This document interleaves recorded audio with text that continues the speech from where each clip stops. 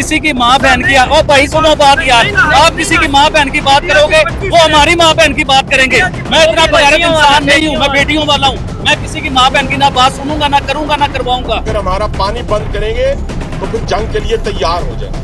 ये जो 130 एटॉमिक हमारे पास वेपन है, वो हमने सिर्फ मॉडल बनाने के लिए नहीं रखे हुए। 7 लाख फौज उस इलाके में है, छोटे से 1 लाख मरबा किलोमीटर के एरिया में हमारी टोटल फौज 7 लाख है। अच्छा। तो ये 1 लाख मरबा किलोमीटर का एरिया है, इसके बाद कश्मीर का इंडिया के पास, ठीक है। उधर 7 लाख फौज झग मार रही है और चने बेच रही है। ये इनकी फौज है। अच्छा। 2 टके की फौज नहीं कि अपने 24 बंदे मरवा। एक मिनट, मेरी बात सुने। और 7 लाख फौज मैं बताता हूँ, इधर हम लोग खड़े होके बात कर रहे हैं, इधर कोई शख्स बीच में निकल आए और आके हमें गोलियां मार के चला जाए। अब फौज को हम ब्लेम करेंगे, हम पुलिस को ब्लेम करेंगे, हम गवर्नमेंट को ब्लेम करेंगे। इनको ये नहीं पता कि अगर ये पाकिस्तान से पंगा लेते हैं तो इनको सिर्फ ना सिर्फ पाकिस्तान से मार पड़ेगी, अच्छा। बल्कि चाइना से भी अच्छा, पड़ेगी। चाइना हमारे दोनों साथ खड़ा मुल्क इस होगा। टाइम बम बना।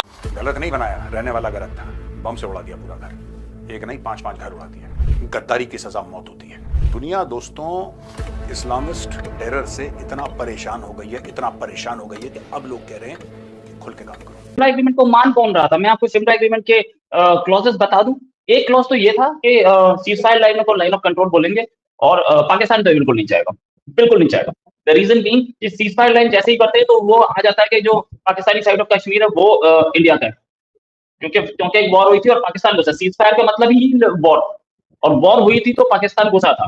पाकिस्तान ये क्लेम करे कि हमने अपना एरिया बचाने के लिए हम घुसे थे, ऐसा तो कहीं नहीं हो पाएगा। फिर उसके बाद दूसरी चीज, ये चीज अगर अगर वो भी चाहता तो फाइन, हमें we are least bothered. Ceasefire line बोल लीजिए आप, उसे कोई फर्क नहीं पड़ता। बट द फैक्ट इज कि सीजफायर लाइन पाकिस्तान के फेवर में नहीं है। वर्ड ठीक है। अब आगे शिमला एग्रीमेंट में और जो चीजें हैं वो ये कि दोनों के दोनों कंट्रीज को, इंडिया और पाकिस्तान दोनों के दोनों को हार्मोनियल रिलेशनशिप रखने हैं। कब से थे हमारे, ये भी है। उसमें यूएन चार्टर के थ्रू हम लोग सॉल्व करें, ये कब हो रहा था भैया? यूएन चार्टर के थ्रू मतलब यूएन के चार्टर में लिखा है हम दोनों की दोस्ती ऐसे होनी चाहिए, तो कि ये जो टेररिस्ट आ रहे हैं यूएन चार्टर के थ्रू ही आ रहे हैं। मतलब जितना कुछ था शिमला एग्रीमेंट मान कौन रहा? तो कश्मीर के पास पाकिस्तानी है, टर्की तो है नहीं, ईरान तो है नहीं, अफगानिस्तान तो है नहीं, तो ऑब्वियसली पाकिस्तानी रहेगा। सिंपल सी बात है, इसमें नई बात कौन सी है?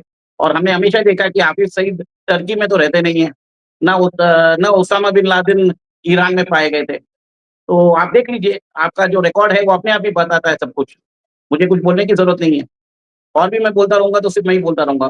ठीक है। रज़ा सर क्या कहते हैं आप? उसामा बिन लादेन की बात की और बहुत से लोगों की बात की, उमेश सर ने क्या कहेंगे? इससे पहले पुलवामा अटैक हुआ था, उरी अटैक हुआ था, जिस पर भारतीय मीडिया ने कहा कि ये तो पाकिस्तान की साजिश है, आईएसआई के हाथ है इसमें। तो आप इन सब चीजों का जवाब कैसे देंगे?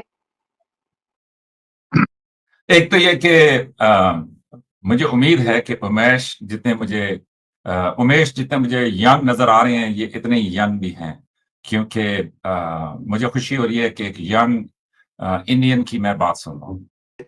और गुस्सा भी आता है कि गुस्सा इस चीज पे आता है कि बेचारों को तालीम नहीं दी गई है।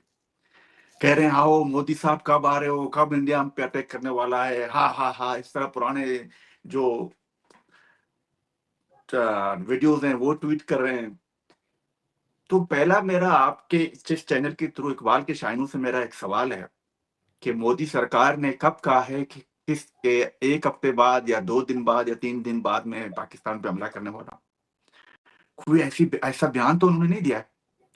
उन्होंने ये कहा है कि जिसने भी किया है हम उसको जाके मारेंगे, और जो भी उनके पीछे हम उनको चुन चुन के मारेंगे। और रही बात जंगों की पाकिस्तान के मतलब, तो ये मेरे अल्फाज नहीं है, ये मेजर रजा साहब के जो डिफेंस मिनिस्टर हैं ख्वाजा आसिफ, वो पार्लियामेंट में खड़े होके ये कह चुके हैं कि ये फौज नालायक है, इस फौज ने 71 में भी जंग आ रही है। इंडियन डिप्लोमेट्स जो हैं वो अफगानिस्तान पहुंच गए हैं।